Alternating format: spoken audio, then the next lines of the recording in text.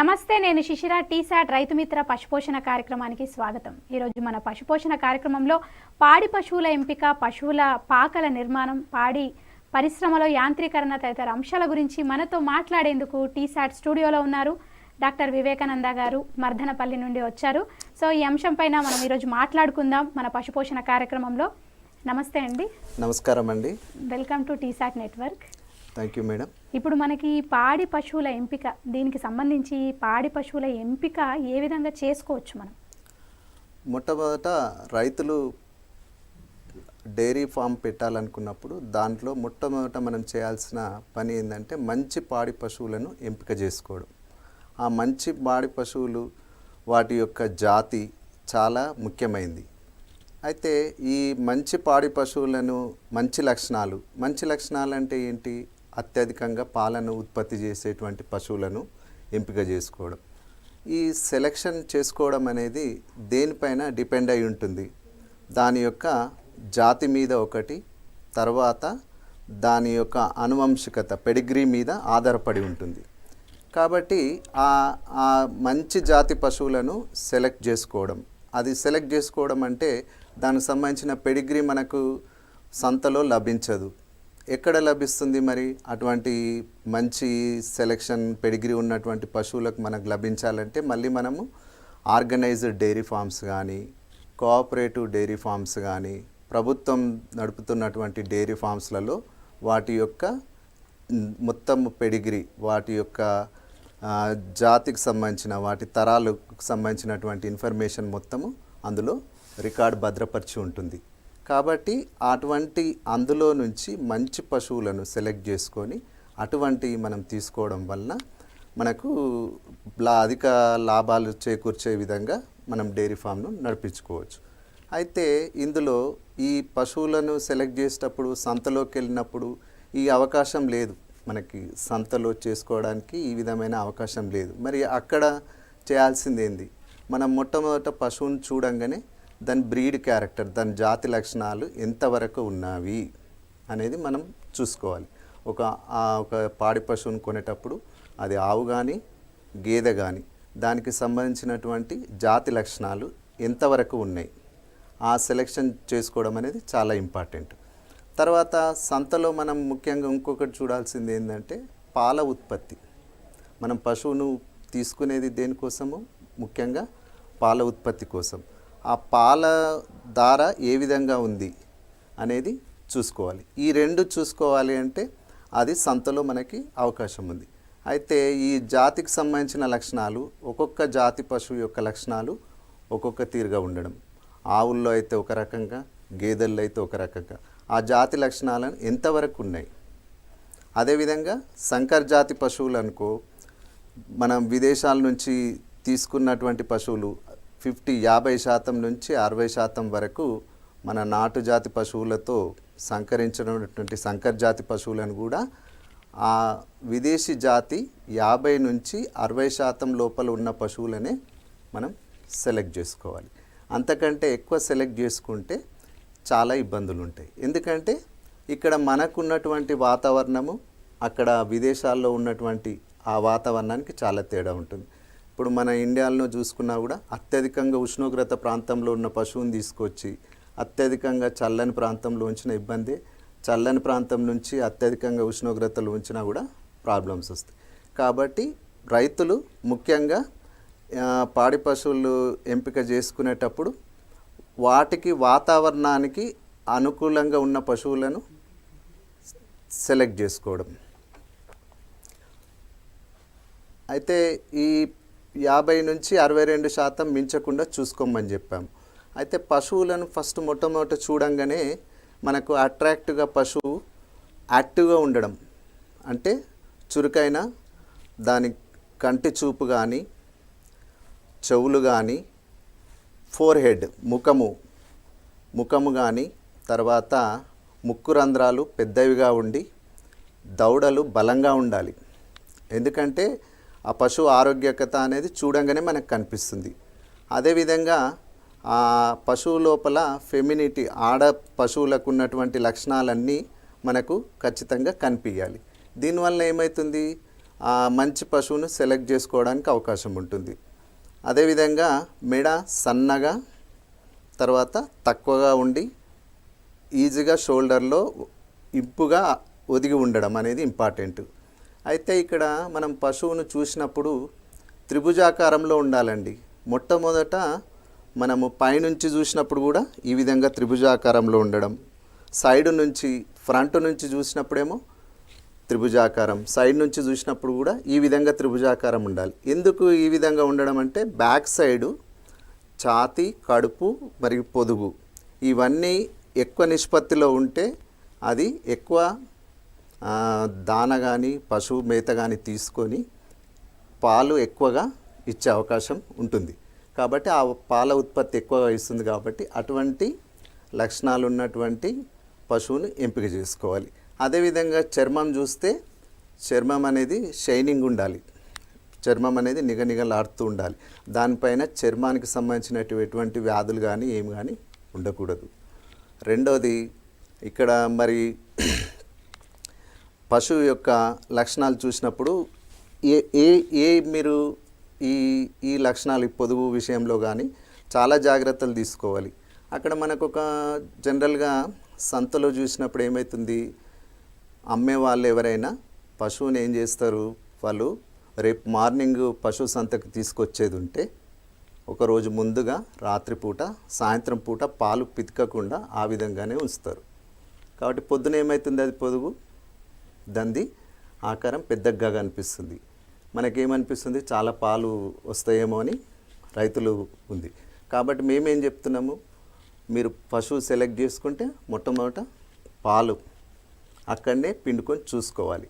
ఎన్నిసార్లు 2 times are 3 times మనం పిండిన తర్వాతనే ఆ పశువుని సెలెక్ట్ చేసుకోవాలి. ఈ విధంగా చేసుకుంటే బాగుంటుంది. పొదుగు కూడా ఏ షేప్లో ఉండాలి, ముఖ్యంగా పశువులలో మనం చూడాల్సింది ఏంది, పొదుగు. ఆ పొదుగును మనం దాని రైట్ షేప్లో ఉందా లేదా, అప్పుడు ఇది చూస్తుంటే మీరు ఇక్కడ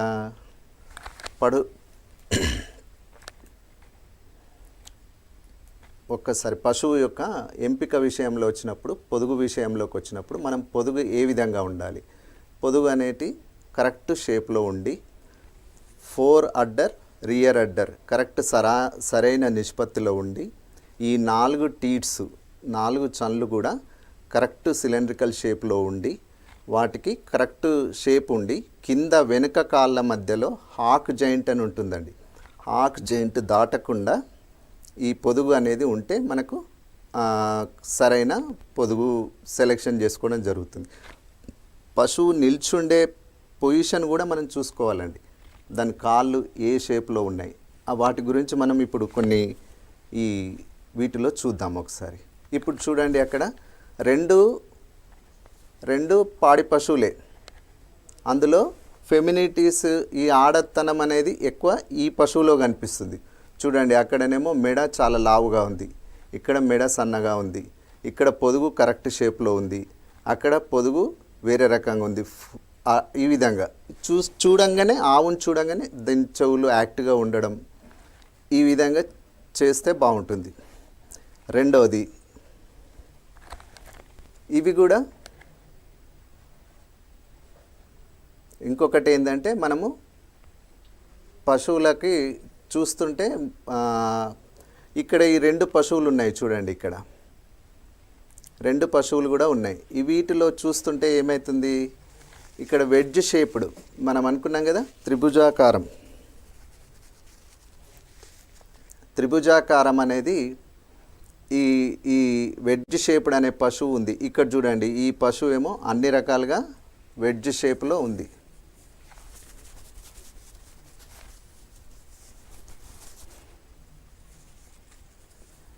వెడ్జ్ షేప్లో ఉంది. కాబట్టి ఈ 2 పశువుల్లో మీరు చూడండి, ఏ పశువు అయితే ఎక్కువ మంచి పాడిచ్చే పశువు లక్షణాలు కలిగి ఉందో, అంటే యాక్టివ్గా ఉండడం, చెవులు యాక్టివ్గా ఉండడం, ఫోర్హెడ్ బాగుండడం, నెక్ సన్నగా ఉండడం, వెనుక భాగం చూసినప్పుడు పొదుగు సరిగా ఉండడం, వెడ్జ్ షేప్ రావడము, స్టాండింగ్ పొజిషన్ కూడా సరిగా ఉండడం, ఈ లక్షణాలన్నీ చూసుకొని మనము ఈ పశువును సెలెక్ట్ చేసుకోవడం అనేది జరుగుతుంది.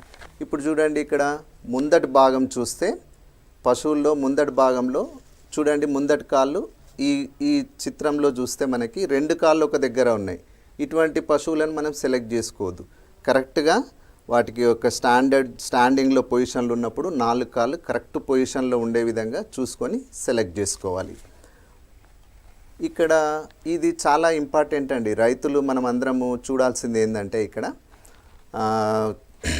పశువు యొక్క వెనుక భాగంలో ఏదైతే పెల్విక్ బోన్ ఉంటుంది, ఆ హుక్స్ యొక్క హైట్, ఈ పిన్స్ బోన్ అనేది ఈ 2 రకాలుగా ఉంటుంది. అయితే ఇది ఇంత సాంకేతికంగా చెప్పడం కంటే మధ్య చిత్రంలో మధ్యలో ఉన్నటువంటి భాగాన్ని చూస్తే ఆ హుక్ బోన్స్ కంటే పిన్ బోన్స్ కొంచెం తక్కువ లో హైట్లో ఉంది. ఆ విధమైన పశువులను సెలెక్ట్ చేసుకోవడం వలన మనకు పశువులు ఈనేటప్పుడు దూడ ఈజీగా రావడం కానీ, ఇటువంటి దూడ తిరిగిపోవడం కానీ, దూడ ఈనేటప్పుడు ఎటువంటి ఇబ్బంది జరగకుండా చాలా జాగ్రత్తగా ఉంటుంది. ఇది చివరి పశువు చూడండి, ఇంకా ఎక్స్టర్నల్గా పొంగింది. ఈ విధంగా ఉండకూడదు. ఫస్ట్ పశువు చూస్తే హైట్లో ఉంది, పిన్ బోన్ అనేది ఈ హుక్ బోన్ కంటే హైట్లో ఉంది. ఇది ఈనేటప్పుడు ఇబ్బంది వస్తుంది. కాబట్టి ఇట్లాంటి పశువులను కాకుండా ఈ మధ్య రకంలో ఉన్నటువంటి షేప్లో ఉన్నటువంటి పశువులను మనం సెలెక్ట్ చేసుకుంటే ఎటువంటి అనారోగ్యకరం లేకుండా ఆరోగ్యకరంగా దూడలు జన్మించే అవకాశం ఉంటుంది. ఇంకా ఇక్కడ చూడండి, మొట్టమొదట పశువు అడుగు పెట్టినప్పుడు ఆ మొట్టమొదట అడుగులో చూడండి అది స్టాండర్డ్గా, అది కంపల్సరీ తన వెయిట్ అంతా కరెక్ట్గా ఉంది, కరెక్ట్ షేప్లో ఉంది. రెండోది చూడండి కొద్దిగా ఎలాంగేటెడ్. మూడోది స్టీక్ పొజిషన్లో ఉంది. ఇటువంటి కాకుండా ఫస్ట్ పొజిషన్లో ఉన్నటువంటి ఫ్రంట్ లెగ్ కానీ కింది బొమ్మలో చూస్తుంటే మనకి 2 కాళ్ళు కరెక్ట్ పొజిషన్లో ఉండడం. సికిల్ షేప్లో ఉన్నవి తీసుకోవద్దు, ఎందుకంటే ఆ బాడీ వెయిట్ అంతా బోన్స్ మీద పడి ఇబ్బంది అయ్యి దానికి అనారోగ్య కారణాల వలన పశువు చాలా స్ట్రెస్లో ఉంటుంది. కాబట్టి మీరు ఈ విధంగా చూసుకొని సెలెక్ట్ చేసుకోవాలి. ఇంకా ఇది ముఖ్యమైనది పొదుగు. మనము పశువులను కొనుక్కొచ్చేదే పాల ఉత్పత్తి కోసం. పాల ఉత్పత్తిలో ముఖ్యమైన భాగం పాలకు సంబంధించినటువంటి పొదుగు విషయంలో. ఈ పొదుగు విషయంలో మనం ఏం చేసుకోవాలి, అక్కడ పొదుగు అనేది అడ్డర్ ఫార్వర్డ్ ఎట్లా ఉంది, రియర్ అడ్డర్ ఎలా ఉంది, ఆ టీట్స్ ఏ విధంగా ఉన్నాయి. హాక్ జాయింట్ అన్నాం చూడండి, హాక్ జాయింట్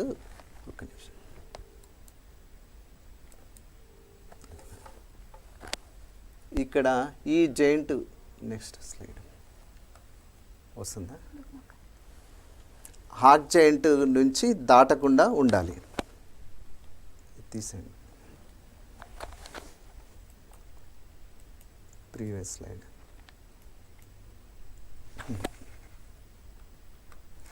ఇక్కడ హార్ట్ జాయింట్ అనేది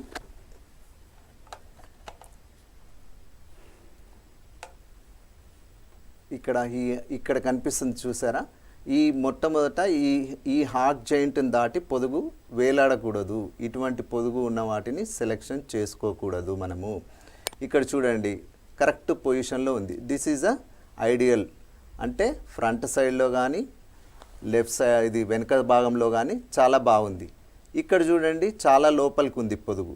ఈ విధమైన పొదుగు తీసుకోకూడదు. రెండవది, ఇక్కడ ఈ పొదుగును జాగ్రత్తగా శరీరానికి అతుకునే విధంగా ఉంచేటువంటి సస్పెన్సరీ లిగమెంట్ కూడా దీంట్లో చాలా క్రూషియల్ రోల్ ప్లే చేస్తుంది. కాబట్టి ఇక్కడ ఈ రకంగా అయినటువంటి పొదుగున్నటువంటి పశువులని మనం సెలెక్ట్ చేసుకోవాలి. ఇక్కడ ఇదొకటి, రెండవదిగో ఈ షేప్లో, అది ఈ షేప్లో ఉండే విధంగా ఈ పొదుగులను సెలెక్ట్ చేసుకోవాలి. అయితే ఈ సస్పెన్సరీ లిగమెంట్ అనేది టైట్ ఉన్న ఇబ్బందే, లూజ్ ఉన్న ఇబ్బందే. లూజ్ ఉన్నప్పుడు టీట్స్ సరైన షేప్లో లేకుండా పక్కకు వెళ్ళడం అనేది జరుగుతుంది. కాబట్టి మీరు ఐడియల్గా ఉన్నటువంటి ఈ పొదుగు లక్షణాలు ఇవన్నీ చూసుకొని మనము మొట్టమొదటి సెలెక్షన్ చేసుకోవడం అనేది చాలా ఇంపార్టెంట్. అయితే ఇక్కడ చూసాం మనము ఫస్ట్ చెప్పాము చూడండి, టెయిల్ నుంచి హెడ్ విషయంలో మనం చేసుకున్నటువంటి షేప్ ట్రయాంగిల్ షేప్లో కూడా ఉండాలి. ఆ విధంగా ఉంటే అది చాలా బాగుంటుంది. ట్రయాంగిల్ షేప్లో ఫస్ట్ చూడండి టాప్ వ్యూలో చూడండి ట్రయాంగిల్ షేప్లో ఈ విధంగా కనిపించాలి. ఇది ముందటి భాగం హెడ్, ఇది వెనుక భాగం. ఇది ఇక్కడ చూడండి ఫ్రంట్ వ్యూ చూసినప్పుడు కూడా ఈ షేప్లో కనిపించాలి మనకు పశువు.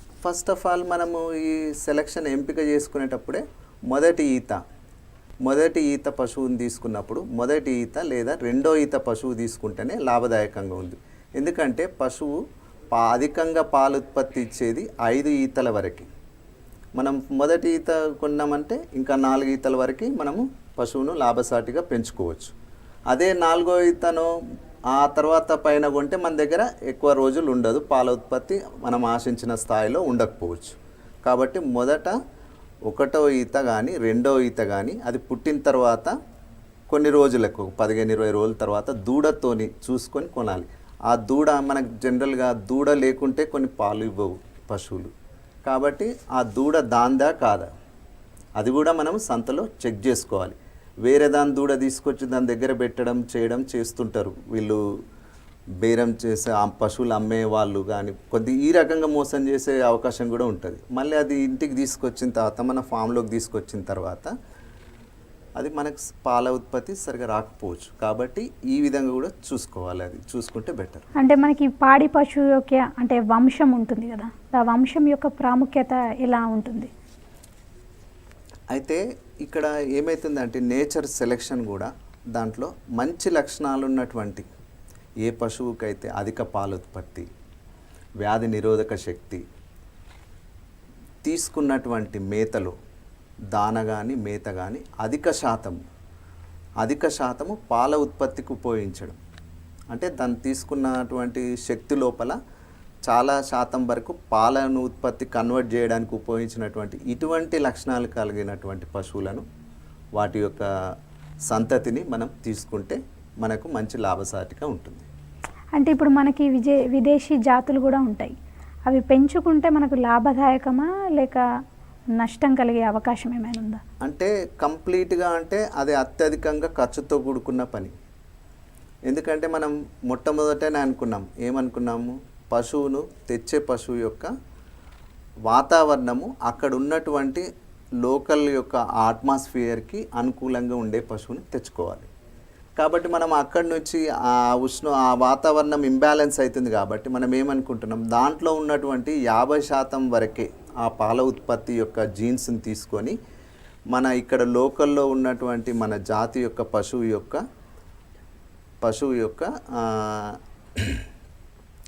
యొక్క దీనికి లక్షణాలు కూడా ఉన్నాయండి. మన దగ్గర ఉన్నటువంటి పశువులకు ఎటువంటి లక్షణాలు, మంచి వ్యాధి నిరోధకత శక్తి ఉంటుంది, లోకల్లో ఉంటుంది. కాబట్టి ఇక్కడ వచ్చేటువంటి వ్యాధులు, ఇక్కడ వచ్చేటువంటి వాతావరణంలోని మార్పులను తట్టుకొని నిలబడగల శక్తి ఉంటుంది.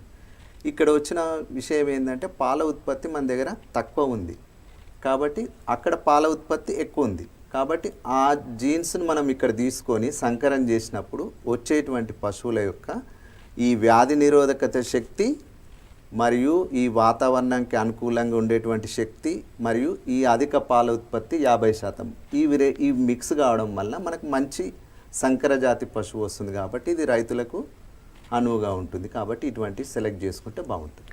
అంటే ఇప్పుడు మనం ఈ పాకల నిర్మాణానికి వస్తే పశువులకు పాకలు ఉంటాయి.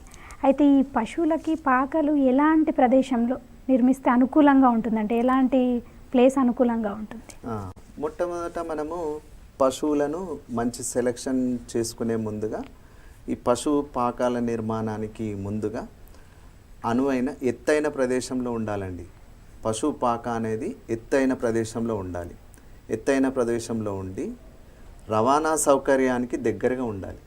అంటే మనం పాలను వినియోగించడానికి, మార్కెటింగ్ చేసుకోవడానికి, మనకు కావాల్సినటువంటి వస్తువులు తెచ్చుకోవడానికి మార్కెట్ నుంచి ఈ రవాణా సౌకర్యము అత్యంత దగ్గరగా ఉంటే చాలా బాగుంటుంది. అందుబాటులో ఉన్న ధరల్లో చూసుకొని ఆ రోడ్డుకు దగ్గరగా ఎత్తైన ప్రదేశంలో ఉంచుకుంటే బాగుంటుంది. తర్వాత ఏదైతే ఈ పాకాల నిర్మాణంలో ఉన్నటువంటి నేల, సారవంతమైన నేల ఏదైతే ఉంటుందో అది పశుగ్రాసాల కోసం వినియోగించాలి, పాకల కోసం కాకుండా. గట్టి నేలల్లో పాకల నిర్మాణం అనేది చేపెడితే బాగుంటుంది. ఇక్కడ ఈ పశువు పాకలు నిర్మాణించేటప్పుడు అక్కడ మనకు నీటి వసతి, డైరీ ఫామ్ మనం మెయింటైన్ చేయాలంటే కంపల్సరీ నీరు అత్యధికంగా వినియోగించబడుతుంది. దాని క్లీనింగ్ కానీ, దానికి తాగడానికి కానీ, ఇవన్నిటికీ. కాబట్టి ఈ పాత్రలు శుభ్రం చేయడానికి కానీ డైరీ ఫామ్ శుభ్రం చేసుకోవడానికి కానీ నీటి వసతి కంపల్సరీ ఉండాలి. నీటి వసతి లేని దగ్గర డైరీ ఫామ్ అనేది నాట్ అడ్వైజబుల్. అంటే ఇప్పుడు మనకి నీటి వసతి కూడా ప్రాముఖ్యత ఎక్కువగా ఉంటుంది పశువుల పెంపకంలో. సో దాని ప్రాముఖ్యత ఎలా ఉండాలి? ఇప్పుడు మనకు ప్రతిసారి అందుబాటులో దాదాపుగా ఒక 100 లీటర్ల నీళ్లు మనం అనుభవిస్తే తాగడానికి అది 30-40 లీటర్ల పైన నీళ్ళు తీసుకుంటుంది. మిగతా విషయంలోకి వస్తే పాకల నిర్మాణంలో వాటికి పశువులకు పేడ అది అపరిశుభ్రమైన పశువులు ఉన్నప్పుడు వేరే కీటకాలు రావడం, అదేవిధంగా పొదుగువాపు వ్యాధులు రావడం, ఇవన్నీ ఇబ్బంది ఉంటుంది. కాబట్టి కంపల్సరీ వాటర్ అనేది మనకి అందుబాటులో ఉంచుకోవాలి, ఎల్లవేళలా ఉండాలి, తాగడానికి అందుబాటులో ఉంచాలి. ప్లస్ ఈ పాత్రలు మరియు డైరీ ఫామ్ పశువులను శుభ్రం చేసుకోవడానికి కూడా మనం ఉంచుకోవాలి కంపల్సరీ. అంటే ఈ పాకలు నిర్మించడానికి గాలి, వెలుతురు అవి కూడా చాలా ప్రాముఖ్యత ఉన్నది. సో దాన్ని ఎలా దృష్టిలో పెట్టుకొని ఎలా నిర్మించుకోవాలి పాకల నిర్మాణంలో మనకి గాలి, వెలుతురు అనేది చాలా ఇంపార్టెంట్ అండి ఇక్కడ. ఎందుకంటే గాలి రావడం, స్వచ్ఛమైన గాలి వస్తే పశువులన్నీ ఆరోగ్యంగా ఉంటాయి. అత్యధికంగా వెలుతురు వచ్చినప్పుడు వాటి లోపల బయాలజికల్గా కూడా చర్యలు జరిగే అవకాశం ఉంటుంది. సూర్యరశ్మి అనేది పశుపాకలో నార్త్ దిశలో అంటే ఉత్తర దిశలో ఎక్కువ శాతము, దక్షిణ దిశలో తక్కువగా పడే విధంగా చూసుకుంటే ఏమవుతుందంటే ఆ పశువులలో ఈ పేడ, ఈ మేంజ్, ఈ డ్రైనేజ్ వ్యవస్థ ఏదైతే ఉంటుందో అదంతా డ్రై అయిపోతుంది ఈ విషయంలో.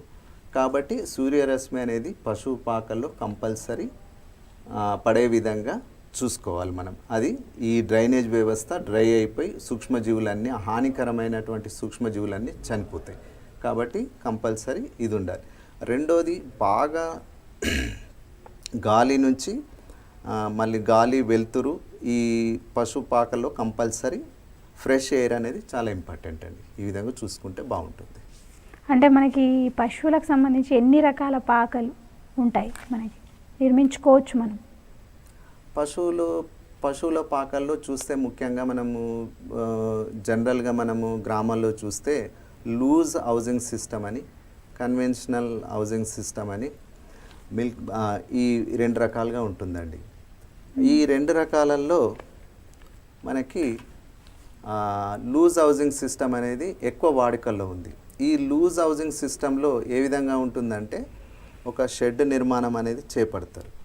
ఆ షెడ్ దేనికి ఉపయోగపడుతుంది? పాలను పితకడానికి పశువులను అక్కడికి తీసుకురావడం, తర్వాత ఏదైనా పశు వైద్యం కోసం అక్కడికి తీసుకురావడం, వాతావరణంలో విపరీతమైన వర్షం కానీ ఏదైనా ఇబ్బందులు ఉన్నప్పుడు పశువులన్నీ అక్కడికి తీసుకొచ్చి రావడం. మిగతా టైంలో లూజ్ సిస్టంలో ఉన్నటువంటి ఖాళీ ప్రదేశంలో పశువులన్నీ ఉండగలుగుతాయి. ఈ విధమైన సిస్టంలో ఏమవుతుందంటే పశువులకు మేత అన్ని పశువులకు కలిపి ఒక ఫీడ్ మేంజర్ అనేది పెట్టగలుగుతాం మధ్యలో. తర్వాత దాని పక్కనే వాటర్ తాగడానికి పశువులన్నిటి కోసం ఉంచగలుగుతాం. అయితే ఇది చాలా మనకి దీంతో అడ్వాంటేజెస్ ఏమున్నాయంటే ఈ విధంగా నిర్మించుకోవడం వలన మనకి ఏమవుతుందంటే ఇది చాలా చౌకగా ఉన్నది. లూజ్ హౌసింగ్ సిస్టమ్ అనేది చాలా చౌక నిర్మాణం, అంటే ఎక్కువ డబ్బులు వృధా కాకుండా మనం నిర్మించుకోవచ్చు.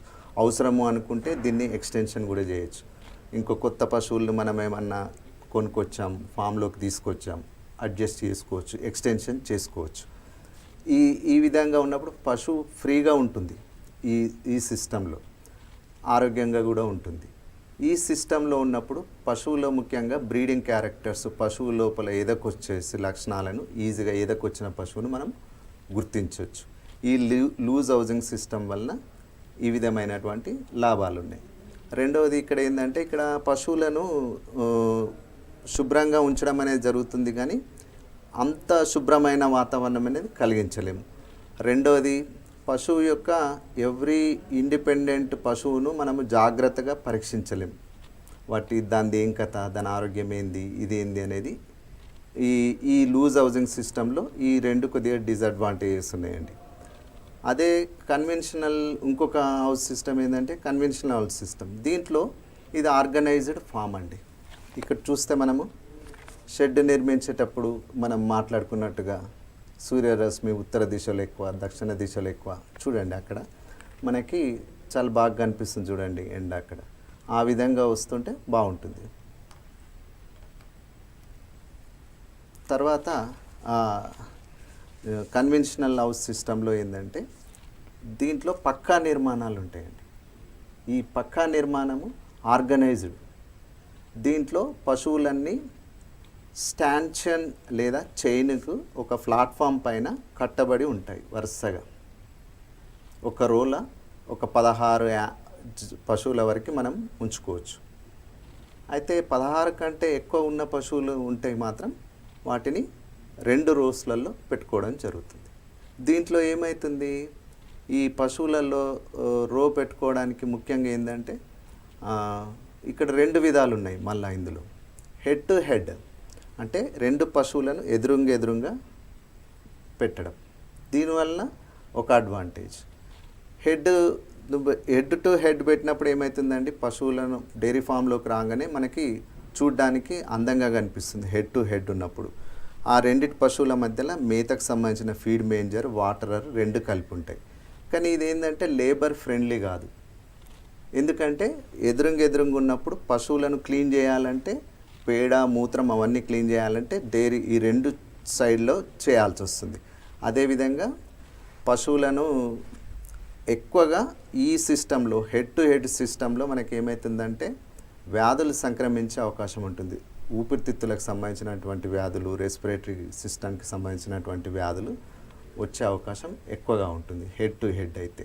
ఇది ఫ్రెండ్లీ, లేబర్ ఫ్రెండ్లీ కాదండి ఇది హెడ్ టు హెడ్ ఉండడం వలన. అయితే ఇంకొక సిస్టమ్ టేల్ టు టేల్ అంటే 2 పశువులను టేల్ టు టేల్ కట్టడం. దీనివల్ల ఏమవుతుంది, ప్రతిదీ మిల్కింగ్ అనేది మనం ఈజీగా చూడగలుగుతాం. ప్రతి పశువు యొక్క మిల్కింగ్, తర్వాత ప్రతి పశువు యొక్క ఆరోగ్యకరంగా చూడగలుగుతాం. ఇక్కడ ఈ హెడ్ టు హెడ్ ఉండడం వలన ఏమవుతుంది, లేబర్స్కి వాళ్ళకందరికీ చాలా ఈజీగా పశువులన్నింటినీ మిల్కింగ్ చేయడం, క్లీన్ చేసుకోవడం చాలా ఈజీగా ఉంటుంది. కాబట్టి ఇది ఏంటంటే ఫ్రెండ్లీ లేబర్ ఫ్రెండ్లీ. ఇది టేల్ టు టేల్ పశువులను కట్టడం ద్వారా, ఈ రోలు చేయడం ద్వారా. దీంతో ఏమవుతుంది, పశువులకి ఎక్కువగా ఈ గర్భకోశ వ్యాధులు వ్యాప్తి చెందే అవకాశం ఉంటుంది ఇందులో. అంటే ఏదైనా ఒక పశువు సిక్ అయింది, దానిలో ఏదన్నా ఇన్ఫెక్షన్ ఉంది, దాని మూత్రం కానీ పెండ కానీ ఇటు వెళ్ళినప్పుడు వేరే పశువు కంటినప్పుడు కానీ అట్లాంటి అవకాశాలు ఈ టేల్ టు టేల్ విషయంలో ఈ విధంగా ఈ రెండు సిస్టమ్ ద్వారా ఈ కన్వెన్షనల్ డైరీ ఫామ్ దృష్టిలో చూసుకొని ఈ 2 చేసుకోవచ్చు. హెడ్ టు హెడ్ ఒకటి, టేల్ టు టేల్ పెట్టుకోవచ్చు మనం. అంటే ఎటువంటి యూనిట్స్ ఎంపిక చేసుకోవాల్సి ఉంటుంది మనం ఈ షెడ్లలో?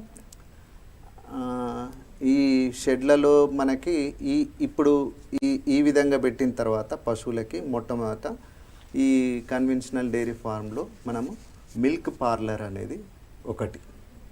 ఈ మిల్క్ పార్లర్ అంటే ఈ దానా ఇవన్నీ ఇచ్చిన తర్వాత పశువును మిల్కింగ్ టైంలో మనము ఆ పశువును సపరేట్గా తీసుకొచ్చి మిల్క్ పార్లర్కి తీసుకొచ్చి ఆ ప్రత్యేకమైన మిల్క్ పార్లర్లో మిల్కింగ్ మిషన్ ద్వారా పాల ఉత్పత్తి చేయాలి.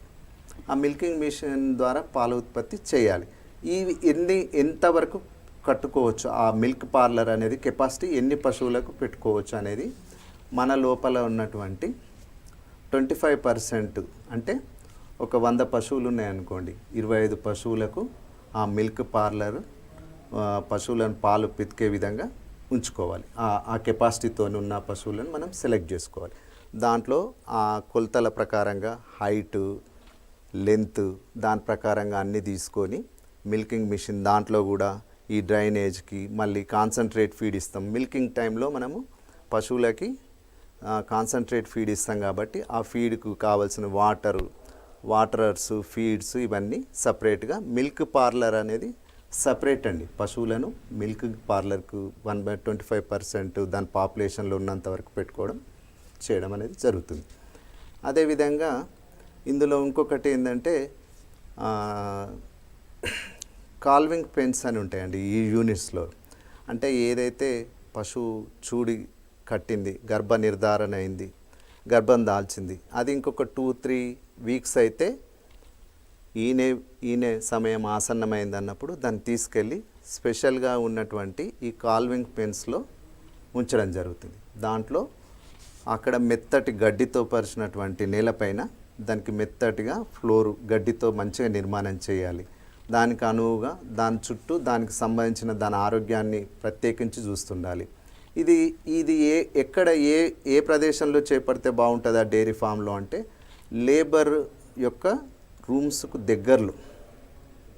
ఎందుకంటే ఆ పశువు ఎప్పుడు ఈనుతుందో తెలియదు కాబట్టి వీళ్ళకి సమయం దొరికినప్పుడల్లా దాని దగ్గరికి వెళ్ళి చూడడం, అది ఈనితే దాని యొక్క తీసుకోవాల్సినటువంటి జాగ్రత్తలు, దూడకు తీసుకోవాల్సిన జాగ్రత్తలు, క్లీన్ చేయడము, మళ్ళీ దూడను జున్ను పాలు పట్టడము, ఇవన్నీ చర్యలు చేయాలి. కాబట్టి దాంట్లో దీని తర్వాత మాయ పడుతుందా లేదా, ఆ మాయ ఇన్ఫెక్షన్ వేరే పశువులకు కాకుండా ఇవన్నీ చూసుకొని అందుకే ఈ కాలింగ్ పెన్ సపరేట్గా ఉంచడం జరుగుతుంది. అదేవిధంగా ఇందులో ఆర్గనైజ్డ్ దాంట్లో బుల్ షెడ్ కూడా ఉంటుందండి. అంటే దున్నల కోసం ప్రత్యేకమైనటువంటి షెడ్ నిర్మించబడుతుంది. కాబట్టి ఈ దున్నలకు కూడా ఎట్లా ఉండాలి అంటే 3 మీటర్ ఇంటూ 4 అంటే 12 మీటర్ స్క్వేర్ కెపాసిటీ ఉన్నటువంటి ఈ ప్రత్యేకమైన రూము, దాంట్లో దానికి దానా కోసము, వాటర్ కోసం సౌకర్యాలు కల్పించాలి. ఇది ఎక్కడ ఉండాలి అంటే ఆ దున్న షెడ్, బుల్ షెడ్ అనేది ప్రత్యేకించి ఈ ఆవులు ఉన్నటువంటి ప్రదేశం నుంచి అది చూడగలగాలి. ఆవుల్ని, వాటి సౌండ్స్ ఇది వినగలగాలి. ఆ ప్రదేశం అయితే అనువుగా ఉంటుంది. కాబట్టి అది లేదు, ఆ డైరీ ఫామ్లో ఆర్టిఫిషియల్ ఇన్సెమినేషన్ టెక్నిక్, మంచి జాతి వీర్యం ఉన్నటువంటి కంటైనర్స్ కానీ లేదంటే పశు వైద్య సహాయం తీసుకొని అక్కడ పశు వైద్యం ద్వారా కృత్రిమ గర్భోత్పత్తి చేయించగలిగితే మనకి ఈ బుల్ షెడ్ అవసరం పడకపోవచ్చు. అంటే ఇప్పుడు మనకి పశు పాకల గచ్చు అది ఏ విధంగా ఉండాలి? గచ్చు కూడా 4-5 టైప్స్ గచ్చెస్ ఉన్నాయండి. ఈ కన్వెన్షనల్ డైరీ ఫామ్లో మనం ఇప్పటివరకు మాట్లాడుకున్నాం ఏమనుకో, మిల్క్ పార్లర్ ఒకటి, కాల్వింగ్ పెన్ ఒకటి, బుల్ షెడ్ ఒకటి, తర్వాత కాఫ్ ఒకటి మర్చిపోయాం. కాఫ్ పెన్ అనేది పుట్టినటువంటి దూడల్ని సపరేట్గా ఉంచాలి. సపరేట్గా ఉంచితే ఏమవుతుంది, దీని పాల ఉత్పత్తి ఎంత అవుతుంది అనేది మనకు తెలుస్తుంది. దానికి ఎంత పాలు ఇవ్వాలి దాని బాడీ వెయిట్ ప్రకారంగా, కాబట్టి దానికి ఎన్ని పాలు అవసరం అనేది అవసరం పడుతుంది. ఈ విధంగా సపరేట్. ఇందులో కాఫ్ పెన్స్లో మళ్ళీ వయసు పరంగా 6 నెలలు దాటినటువంటి దూడలకు వేరే నిర్మాణం చేపట్టాలి. వాటిలో సైంటిఫిక్గా వాటికి ఇవ్వాల్సిన మేత ఇవ్వాలి. సంవత్సరం వయసు వచ్చే వరకే ఇవి ఈఫర్స్ అయ్యి మళ్ళీ అవి ఉత్పత్తిలోకి వస్తాయి. కాబట్టి వాటికి మంచి దానా, దానికి ప్రోటీను, కార్బోహైడ్రేట్స్, తర్వాత ఫ్యాటు సరైన రేషియోలో మినరల్ మిక్చర్తో కలిపి ఇవ్వాల్సి వస్తుంది. కాబట్టి వీటికి కూడా సపరేటు ఈ కాఫ్ పెన్స్ పెట్టుకోవాలి మనం. ఇందులో 2-3 రకాలు ఉంటాయి. ఇదే కాకుండా ఐసోలేషన్ షెడ్ అని కూడా ఒకటి ఉంటుంది. ఐసోలేషన్, దాని మీనింగ్ ఐసోలేషన్ అంటే అది సపరేట్గా ఉండడం. దాన్ని సపరేట్గా ఎందుకు ఉంచుతున్నాం, ఇన్ని పశువుల లోపల ఏదైనా పశువు అనారోగ్యం పాలవుతుంది.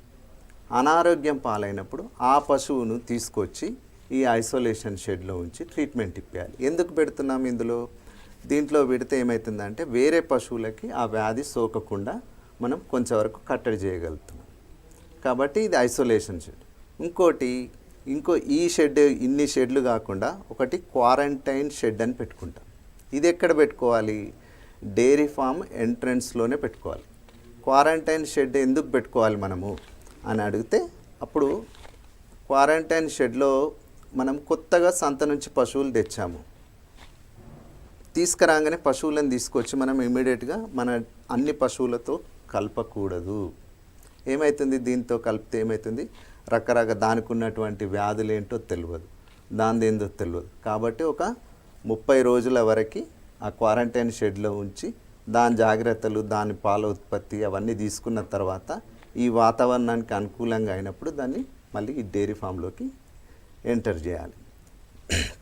మీరు ఇందాక అడిగారు, ఇప్పుడు మనము వైద్య సదుపాయం, రవాణా సదుపాయం గురించి, మార్కెట్ సౌకర్యం గురించి మాట్లాడాం.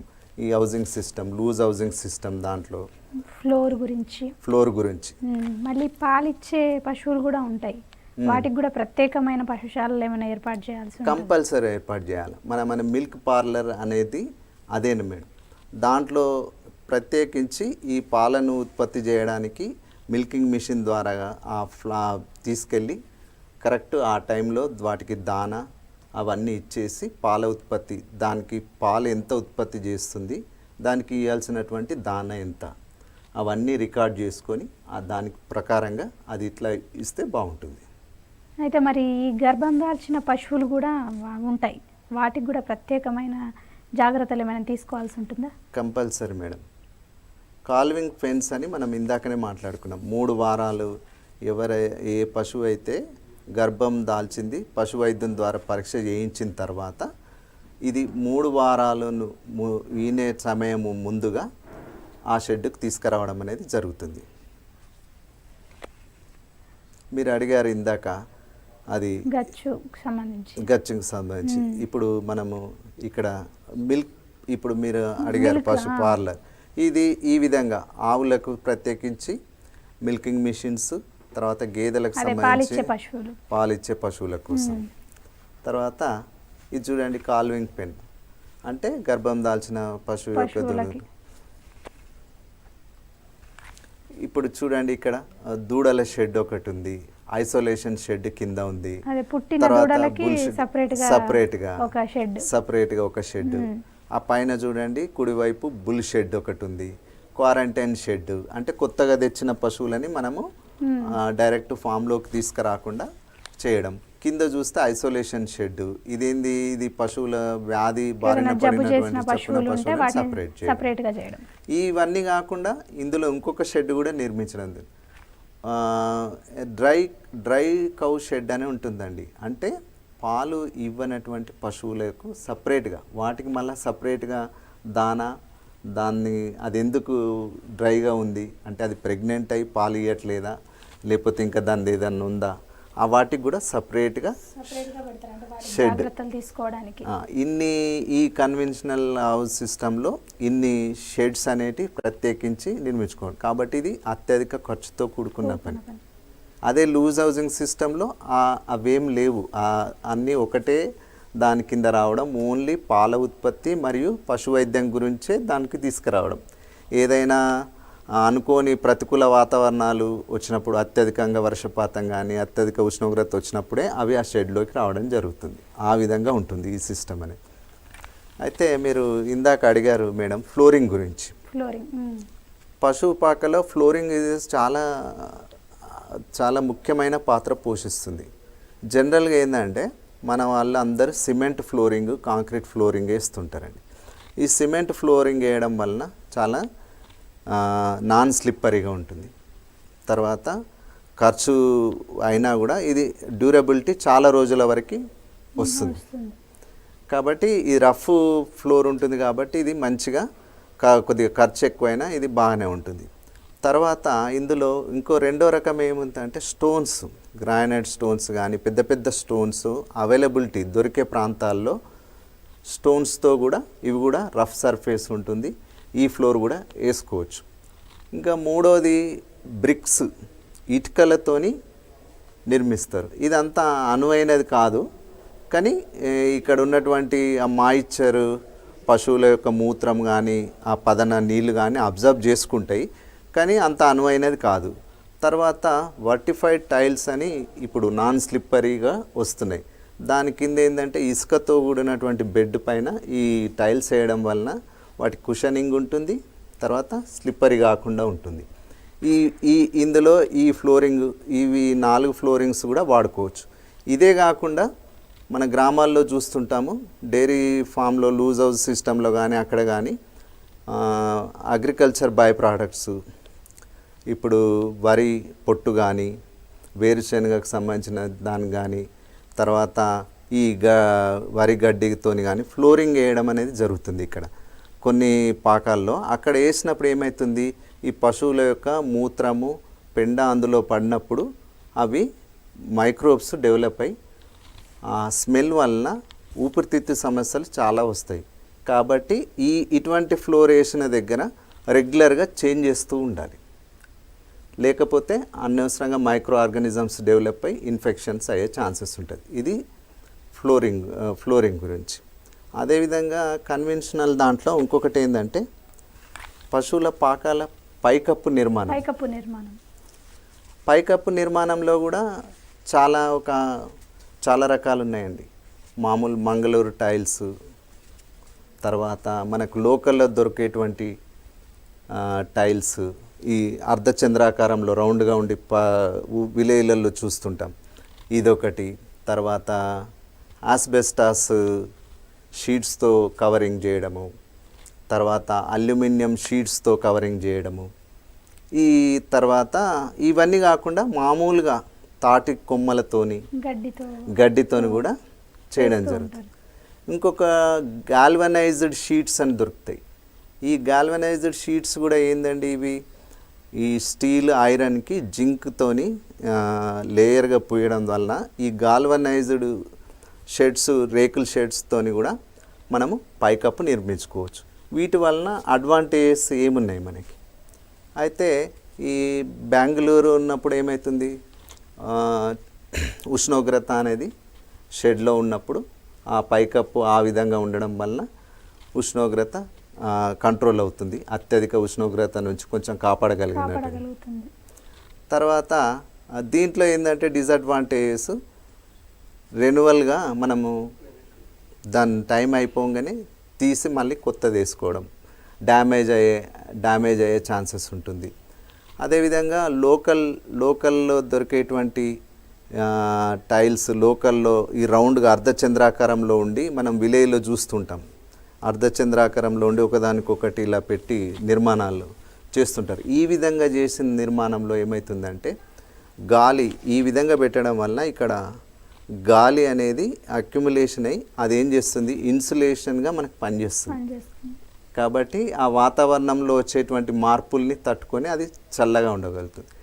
అల్యూమినియం రేకుల షెడ్ అయితే అల్యూమినియంతోనైతే పర్ఫెక్ట్గా దాని సైజు ప్రకారంగా ఆ షీట్స్ దొరకడం, అవి ఏమవుతుందంటే ఆ షీట్స్కి ఎటువంటి రస్ట్ పట్టకపోవడం, తర్వాత నువ్వు ఆ నిర్మాణాన్ని తీసి మళ్ళీ కొత్తది వేసుకోవాలన్నప్పుడు కూడా ఈ అల్యూమినియం దానికి రీసేల్ వాల్యూ కూడా చాలా వస్తుంది. కాబట్టి అల్యూమినియం అనేది మనకు విలేజ్లలో చాలా మటుకి షెడ్లలో పైకప్పు నిర్మాణాలు చేస్తారు. ఆస్బెస్టాస్ షీట్స్ కూడా ఉంటాయి. ఇవేంటి అండి, ఇవి సిమెంట్ మరియు వెజిటేబుల్ ఫైబర్తో కలిపి చేసేటి. ఇవి కూడా కొన్ని రోజులు కాగానే డ్యామేజ్ కావడం ఇది చేయడం జరుగుతుంది. ఈ 5 రకాలలో మనము మాట్లాడుకున్నటువంటి విలేజ్లో ఈ గడ్డి ద్వారా కానీ తాటాకుల ద్వారా నిర్మించిన దానికి ఫైర్ యాక్సిడెంట్స్ జరిగే అవకాశం ఎక్కువగా ఉంటుంది. ఈ అన్నిట్లో మళ్ళీ ఇది రెగ్యులర్గా చేయాల్సి వస్తుంది. ఈ నిర్మాణంలో మనకు రైతులకు ఎవరికి అనువుగా ఉంటే అది చేసుకోవడం. కొంతమంది పర్మనెంట్గా ఉండిపోవాలి అని చెప్పి చేస్తారు. వాళ్ళు ఏం చేస్తారు, స్లాబ్ వేసేస్తారు. ఆ స్లాబ్ వేయడం వలన కాకుండా మామూలుగా స్లాబ్తో కాంక్రీట్, ఐరన్ అన్ని కలిపి మంచి సాలిడ్గా వేసేస్తారు. అది పర్మనెంట్గా ఉండిపోతుంది. ఇది ఈ విధంగా పైకప్పులకు కూడా చాలా ఇంపార్టెంట్ ఉంటుంది ఈ డైరీ షెడ్లో. అయితే మరి ఇప్పుడు మనకి యాంత్రీకరణ విషయానికి వస్తే మనకి పాడి పరిశ్రమలలో ఈ యాంత్రీకరణ ఏ విధంగా అంటే ఉపయోగకరంగా ఉంటుంది, దీని ప్రాముఖ్యత ఎలా ఉంది? చాలా మంచి క్వశ్చన్ అడిగారు మేడం మీరు. అయితే ఇక్కడ మనము యాంత్రీకరణ ఎందుకు అవసరం పడుతుంది మనకి? ఇప్పుడు మనము పశువులను క్లీన్ చేయడానికి మనకి లేబర్ అవసరం మేడం. లేబర్ ఎక్కడెక్కడ అవసరమో మనకి పశువులు క్లీన్ చేయడానికి లేబర్ అవసరం, పశువులు పాకలు శుభ్రం చేయడానికి లేబర్ అవసరం, తర్వాత మిల్కింగ్ విషయం పాలు పితకడానికి లేబర్ అవసరం, తర్వాత పశువులకు మేత వేయడానికి, వాటర్ పెట్టడానికి, తర్వాత ఈ క్లీన్ చేయడానికి డ్రైనేజ్, ఇవన్నిటికీ అవసరం. ఇప్పుడు లేబర్ కోఆపరేట్ లేకపోతే మనకి డైరీ ఫామ్ అనేది సక్సెస్ఫుల్గా చేయలేం మనం. ఇప్పుడు ఆయన సరిగా క్లీన్ చేయలేడు పశువులను కానీ ఆ డ్రైనేజ్ కానీ, ఏమవుతుంది, మొత్తం ఇన్ఫెక్షన్స్ అయిపోయి అనారోగ్య పాలైపోయి పాలు సరిగా పిండలేడు. ఆరోగ్యమైన మంచి శుభ్రమైన చేతులతో కాకుండా మురికి అందులో వేసాడు, ఏమవుతుంది, పాల నాణ్యత తగ్గిపోతుంది. పశువులు క్లీన్ చేయకుండా ఏం చేయకుండా పిండిండనుకో పాల నాణ్యత తగ్గిపోతుంది. అదే ఆ ఉత్పాదనకు కూడా మనం యంత్రాలు వాడడం జరుగుతుంది. యంత్రాలు అంటే డిపెండెబిలిటీ అంటే తగ్గించడానికి, లేబర్ యొక్క తగ్గించడం, మళ్ళీ దీంతోపాటు నాణ్యమైన ఉత్పత్తి చేయడానికి. పాల ఉత్పత్తి నాణ్యమైనగా అంటే ఇప్పుడు పశువులు పాలు పితికే వాళ్ళు చాలా నీట్గా ఉండాలి, చేలు శుభ్రంగా చేసుకోవాలి, పొదువు గడగాలి, మంచిగా క్లీన్గా పాత్రలు మంచిగా క్లీన్ చేసి పెట్టుకోవాలి. ఆ క్లీన్ చేసుకున్న పాత్రలన్నిటినీ నీట్గా శుభ్రం చేసుకొని పెట్టుకుంటే అప్పుడు కానీ ఈ ఈ పశువుల పాల ఉత్పత్తి నాణ్యత ఎంత అనేది తెలియదు. మళ్ళీ ఆ ఉత్పత్తి చేసినటువంటి పాలు సరైన ఉష్ణోగ్రతలో భద్రపరచాలి, అప్పుడే పాలు స్పాయిల్ కాకుండా ఉండగలుగుతాయి. ఇవన్నీ చేయాలి, అక్యురేట్గా ఉండాలి, పాల ఉత్పత్తి కన్సిస్టెన్సీ కరెక్ట్గా ఉండాలి, దాని లాక్టేషన్ పీరియడ్ ఉన్నంత వరకు అంత కరెక్ట్గా ఉండాలి. కాబట్టి ఈ యాంత్రీకరణ అనేది అవసరం. ఇప్పుడు మీరు ఈ చిత్రంలో చూడండి మేడం, ఇక్కడ పాల ఉత్పత్తి ప్రతి పశువుకి దగ్గరలో వెళ్ళి పొదుగు శుభ్రం చేసి ఆ మిల్కింగ్ మిషన్ పెట్టడం. మిల్కింగ్ మిషన్ తీసుకురాగానే పశువులు ఆ మిల్కింగ్ మిషన్ వచ్చేటువంటి సౌండ్కు భయపడే అవకాశాలు ఉంటాయి. కొద్దిగా సౌండ్ వస్తున్నప్పుడు, డిస్టర్బెన్స్ వస్తున్నప్పుడు కొద్దిగా బెదిరే అవకాశం ఉంటుంది. ఆ బెదిరింపుతో ఏమవుతుంది, పశువుల్లో హార్మోనల్ కార్టిజాల్ హార్మోన్స్ కానీ ఇవన్నీ ఉత్పత్తి అయ్యే అవకాశం ఉంటుంది. దీనితో ఏమవుతుంది, పాల ఉత్పత్తి తగ్గిపోతుంది. కాబట్టి మనం ఫస్ట్ ఆ వాతావరణానికి అక్లమటైజ్ చేయాలి. ప్రతి పశువుకి ఇన్ని రోజులు ఒక 2-3 ఈతల వరకు చేత్తో పిండి సడన్గా మనం మిల్కింగ్ మిషన్ పెడితే అది యాక్సెప్ట్ చేయకపోవచ్చు. అటువంటి పశువులని చేతి ద్వారానే పిండడం. చేతి ద్వారా పిండినా కూడా ఈఫర్స్ మొట్టమొదట ఈనినటువంటి ఏవైతే పశువులు ఉంటాయో ఆ పశువులకి మనము ఈ మిల్కింగ్ మిషన్ ఇవ్వడం ద్వారా ఏమవుతుందంటే పాలు ఈజీగా అవి అలవాటు పడతాయి. ఈ 2-3 ఈతిన పశువుల కంటే మొదట ఈనిన పశువులు ఈజీగా చేయగలుగుతాయి. ఇక్కడ ఈ రెండో చిత్రంలో చూడండి మేడం, ఇక్కడ రోబో డైరెక్ట్ ఆ పాలు మిల్కింగ్ అనేది చేస్తుంది. అక్కడ ఏమవుతుంది, ఫస్ట్ సాఫ్ట్ బ్రష్తోనే అది పొదుగును టీట్స్ను చాలా నీట్గా క్లీన్ చేస్తుంది ఎసెప్టిక్. దాని తర్వాత దాంట్లో ఉన్నటువంటి లేజర్స్ కరెక్ట్ టీట్స్ను ఐడెంటిఫై చేసి అక్కడ లేబర్స్ కానీ ఎవరు మనుషులు ఉండరు, ఇంకా అది టీట్స్ తీసుకొని పాలు డైరెక్ట్ తీసుకోవడం జరుగుతుంది. కంప్లీట్ మిల్కింగ్ జరుగుతుంది. ఇప్పుడు లేబరు మిల్కింగ్ మొత్తం చేయలేడు అనుకో, అందులోనే ఉండిపోతుంది. దానివల్ల మాస్టైటిస్ వ్యాధులు వచ్చే అవకాశం ఉంటాయి. కొన్ని పాలు సరిగా పిండకపోయినా ఇబ్బంది ఉన్న చివరి పాలల్లో ఫ్యాట్ కంటెంట్ తర్వాత ఇవన్నీ చర్యలు తీసుకునే విధంగా ఇప్పుడు ఈ మిషన్స్ చేయడం వలన ఇదవుతుంది. అదే మిషన్ ద్వారా అయితే మనం ఒక నిమిషంలో 1.5 లీటర్ నుంచి 2 లీటర్ల పాలు ఉత్పత్తి ఒక పశువు నుంచి చేసేయచ్చు. అది అడ్వాంటేజ్. అయితే చాలా పశువులు ఉంటాయి, కొంతమంది పెద్ద ఆర్గనైజ్డ్ ఫార్మ్స్. ఈ ఆర్గనైజ్డ్ ఫార్మ్స్ ఉన్న దగ్గరనైతే ఈ విధంగా మిల్క్ పార్లర్స్, రోటరీ అని, సర్క్యులర్ అని, ప్యారలల్ పార్లర్ అని, అంటే సైడ్ బై సైడ్, తర్వాత టాండెమ్ పార్లర్స్ అని, ఈ 4-5 రకాల పార్లర్స్ ఇవన్నీ చాలా పెద్ద ఎత్తున అటువంటి ఆర్గనైజ్డ్ చేసేటువంటి ఎవరైతే డైరీ ఫామ్ చేస్తున్నారో వాళ్ళు ఈ విధంగా చేయగలుగుతారు. ఇప్పుడు మనకి పాడి పశువుల ఎంపిక, పశువుల పాకల నిర్మాణం, దాంట్లో మళ్ళీ పాడి పరిశ్రమలో యాంత్రీకరణ ఎలా ఉంటుంది ఏందని చక్కగా వివరించారు. థ్యాంక్ యూ సో మచ్ అండి. అయితే ఇది ఇవాల్టి అంశం. తిరిగి వచ్చే వారం మరో అంశంతో మళ్ళీ కలుద్దాం. అంతవరకు చూస్తూనే ఉండండి టీసాట్.